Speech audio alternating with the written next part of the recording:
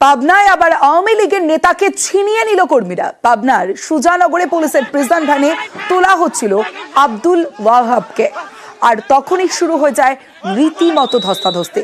জয় বাংলা স্লোগানও দেওয়া হয়, আর এসবের মধ্যেই আওয়ামী লীগের নেতাকে প্রায় ছিনিয়ে নিয়ে বেরিয়ে যায় কর্মীরা।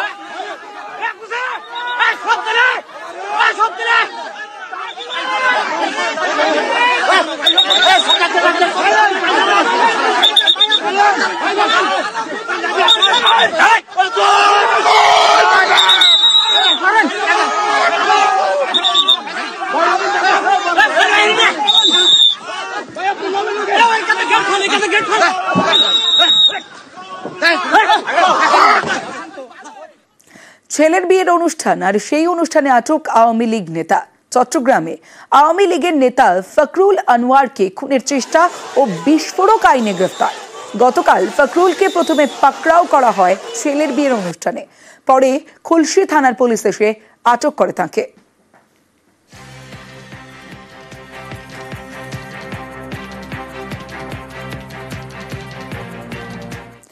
ঘরে বাইরে সাঁড়াশি চাপে ইউনূস।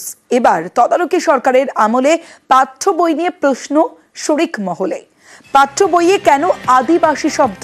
তদারকি সরকারের প্রধান হিসেবে দায় মোহাম্মদ ইউনূসের। কুর্সি বদলে লাভ কি হলো?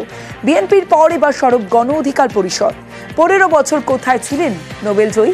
প্রশ্ন তুলেই 24-এর গণ আন্দোলন চুরি হয়ে গেছে বলে তোপ।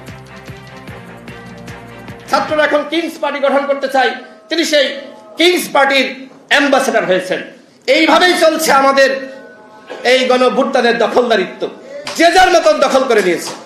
71-এর পরে একই ঘটনা ঘটেছিল।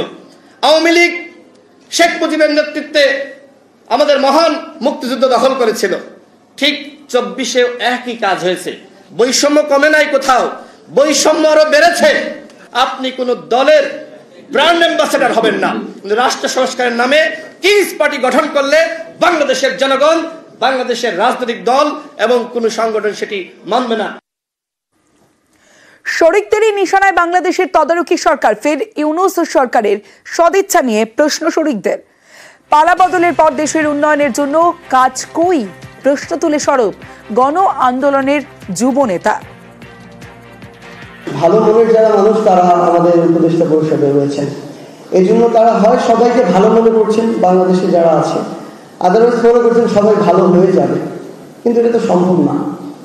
এই যুগের পর যুগ ধরে সবার রক্তে যে কালচারগুলো জেনেটিক্যালি একদম মডিফাইড হয়ে গিয়েছে, সেগুলোকে বের করে একটা নতুন পরিবর্তিত সিস্টেম নিয়ে আসার জন্য আমাদের যে লেভেলের স্ট্রিক্ট হওয়া প্রয়োজন, ল অ্যান্ড অর্ডারের যে এনফোর্সমেন্ট আমরা প্রত্যাশা করি, সেটার তেমন কিছু আমরা দেখতে পাচ্ছি না। আসলে আমরা মনে করি আমাদের প্রায় 24-25 জন উপদেষ্টা একজন যদি একটা মন্ত্রণালয়ে একটা কাজ করেন যেটা ন্যাশনালি একটা পজিটিভ ইম্প্যাক্ট ক্রিয়েট করবে, এটা আমরা আমাদের সারা জীবন, আমাদেরকে যদি পরবর্তীতে এসে খুনি হাসিনা তার দোষর অন্য কোনো এজেন্ট এসে হত্যা করে ফেলে আমাদের বিন্দু মাত্র দুঃখ হবে না।